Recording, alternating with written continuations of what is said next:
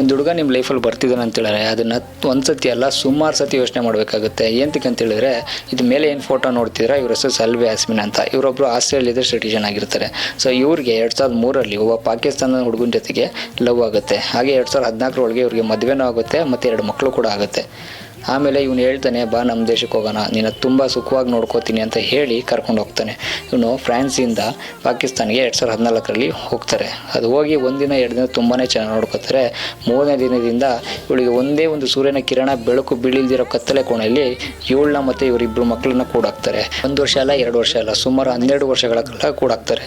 ಅದ್ರ ಜೊತೆಗೆ ಇವನಿಗೆ 3 ಮಕ್ಕಳು ಕೂಡ ಎಕ್ಸ್ಟ್ರಾ ಆಗುತ್ತೆ. ಒಟ್ಟು ಟೋಟಲ್ 5 ಮಕ್ಕಳು ಮತ್ತು ಇವಳನ್ನ 12 ವರ್ಷಗಳ ಕಾಲ ಆ ಸೆರೆಯಾಗಿ ಇಡ್ತಾರೆ. ಇವ್ರಿಗೆ ತುಂಬಾ ಟಾರ್ಚರ್ ಕೂಡ ಕೊಡ್ತಾರೆ. ಮತ್ತು ಈ 5 ಜನ ಮಕ್ಕಳನ್ನ ಎಜುಕೇಷನು ಕೊಡಿಸಲ್ಲ. ಹಾಗೆ 4-5 ಜನದ ಮಕ್ಕಳು ಥರ ಇವ್ನಿಗೆ ಆಟ ಆಡೋಕ್ಕೂ ಬಿಡಲ್ಲ. ಅವಳು ಮತ್ತು ಇವರು 12 ವರ್ಷಗಳ ಅದೇ ಜೈಲ್ ಥರ ಇರೋ ಒಂದು ರೂಮಲ್ಲಿ ಇರ್ತಾರೆ. ಸೊ ಅದರಲ್ಲಿ ಒಬ್ಬ ಮಗ ಇದ್ದವನು ಏನೋ ಸಾಹಸ ಮಾಡಿ ಪೊಲೀಸ್ಗೆ ಇನ್ಫಾರ್ಮ್ ಮಾಡ್ತಾನೆ. ತನ್ನ ಅಮ್ಮಂಗೆ ಆಗಿರೋ ಕಷ್ಟಗಳೇನಿದೆ ಅಂತ ಹೇಳಿದಾಗ ರೀಸೆಂಟಾಗಿ ಮನೆ ರೈಡ್ ಮಾಡಿಬಿಟ್ಟು ಅವನ್ನ ಅರೆಸ್ಟ್ ಮಾಡಿದ್ದಾರೆ. ಹಾಗೆ ಅವ್ರ ಮನೇಲಿ ಇರೋವಂಥವ್ರನ್ನ ಕಸ್ಟಡಿಗೆ ತೊಗೊಂಡಿದ್ದಾರೆ. ಹಾಗೆ ಇವ್ರನ್ನ ಅವ್ರ ದೇಶಕ್ಕೆ ಕಳಿಸ್ಕೊಡೋ ವ್ಯವಸ್ಥೆ ಮಾಡ್ತಿದ್ದಾರೆ.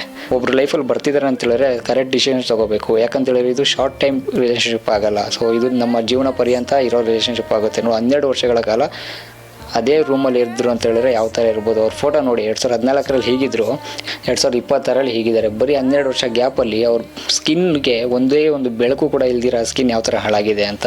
ಸೊ ತೊಗೋತೀರಾ, ಬೆಸ್ಟ್ ಡಿಸಿಷನ್ ತೊಗೊಳ್ಳಿ ಲೈಫಲ್ಲಿ. ಯಾವುದೇ ಕಾರಣಕ್ಕೂ ತಪ್ಪು ಮಾಡೋಕ್ಕೆ ಹೋಗಬೇಡಿ. Thank you so much.